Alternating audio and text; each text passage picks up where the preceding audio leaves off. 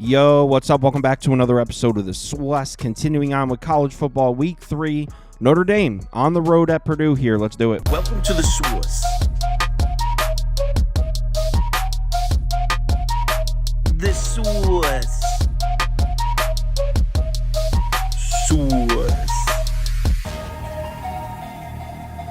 Hey, get the SWUS. All right, like I said, Notre Dame's on the road at Purdue here. Line is down to 10. I actually even see a 9.5 on FanDuel.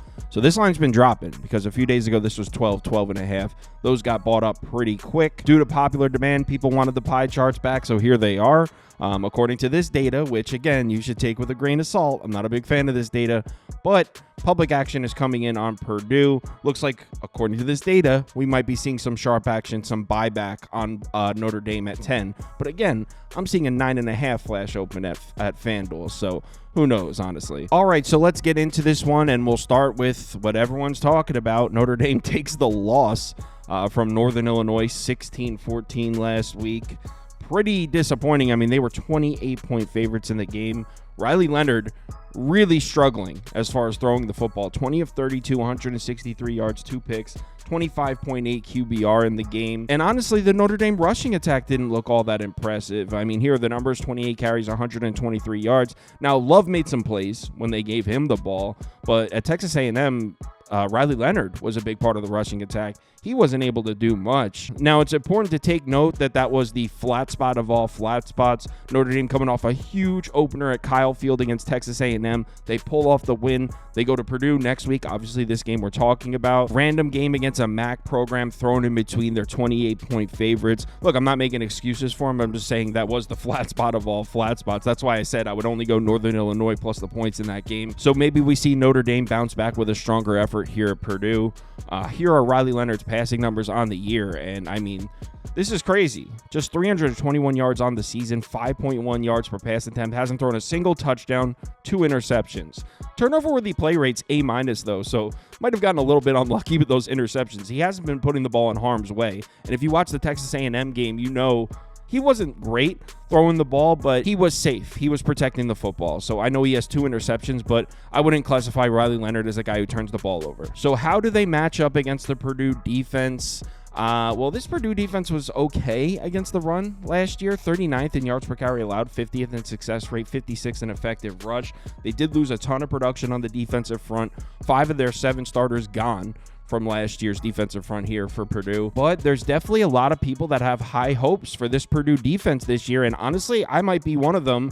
I'm a big Ryan Walters guy. I think what he did at Illinois was amazing. If you're unfamiliar with Ryan Walters, he took over the defensive coordinator job at Illinois in 2021. The year before he got there, they were the 117th ranked defense in the country. His first year there, they were 30th. His second year there, they were 2nd. That was the year with Witherspoon at corner. Illinois had one of the best defenses in the country. That was his second year as DC at Illinois. Now, last year was his first year here at Purdue as head coach. So if you follow that same pattern, we should start to see a jump in production from the Purdue defense if you're a believer in Ryan Walters. Kind of tough, though, when you have a lot of new faces in the starting lineup, but we should be starting to see his guys that he recruited on the field. So, again, if you're a believer in Ryan Walters, we should see this Purdue defense start to improve. The question is, will they be improved enough to stop Notre Dame from running the football? And remember, we're talking about a Notre Dame team that's going to be pretty pissed off coming off the loss. I personally think the answer to that is no, but it's definitely becoming clear that maybe we cannot trust Riley Leonard as a passer, and that makes Ryan Walters' job, as far as calling this game defensively, pretty easy. Do whatever you can to take the run game away.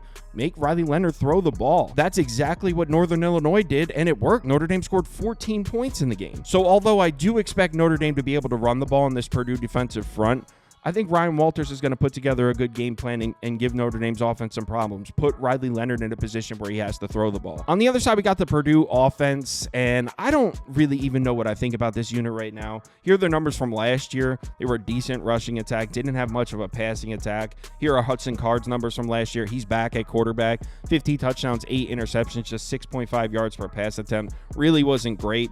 Not the best passer rating here for Hudson Card in his first year at Purdue. The offensive line was a problem for Purdue last year. I mean, pretty much bottom 30 or 40 in the country in a lot of these metrics, which isn't good when you're playing in the Big Ten. But something I will say, Purdue brings back 4 starters on that offensive line from last year. Keep in mind, we don't know what this Purdue team is yet. They've played one game, and it was against Indiana State. They won 49-0. So we have no idea what this Purdue team looks like offensively or defensively. We're throwing darts in the dark here. I will say, based on the fact that they bring back 4 starters on the offensive line, they should be improved in that department. Here's where I'm concerned when it comes to Purdue's offense in this matchup. Now, first of all, I don't think Hudson Card's a bad quarterback. We've seen him make some plays. The problem is, last year, he was pretty awful when they played good defenses.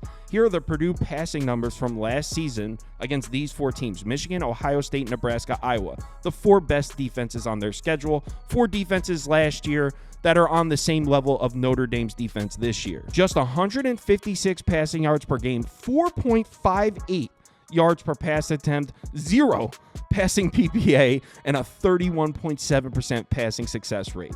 That's terrible. That is rock bottom. So Hudson Card, although I think he's a pretty solid quarterback, he has not shown up when they've seen good defenses. And Notre Dame this year especially is a very good defense. Here are the Notre Dame defensive metrics from this season. Now, it's only been 2 games. They're 7th in the country in DFEI. Pass defense has been insane. Run defense, 63rd in yards per carry, 112th in success rate. Both Texas A&M and Northern Illinois were able to be somewhat serviceable in the rushing attack. I mean, they didn't run the ball on Notre Dame really, but 146 yards rushing by Texas A&M, 190 by Northern Illinois. They were at least able to do something.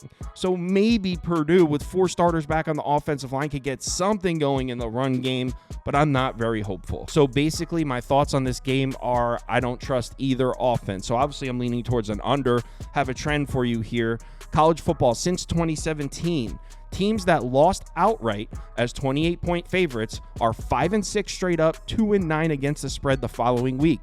That describes Notre Dame. They lost outright as a 28-point favorite. So basically, when a team's a huge favorite and they lose outright, they usually don't cover the following week. 2-9 against the spread since 2017.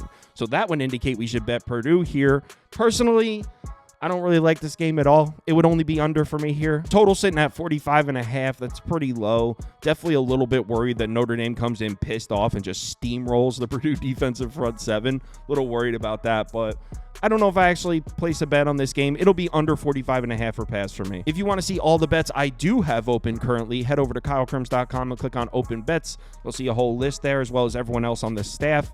If you sign up for Sauce Network Plus, it comes with access to the Discord, and you can participate in the weekly betting league, which starts Thursday. Well, there's a new one every single week. Starts on Thursday night. So if you're interested in any of that, head over to the website and sign up. Let's have ourselves a good college football week 3. Remember to bet responsibly. And live show. I'm sorry. Saturday morning, 10 a.m. up to kickoff. We'll be live for 2 hours going through every single game. So if you're able to make it, we'd love to see you in the comments. Let's have ourselves a good weekend. Later.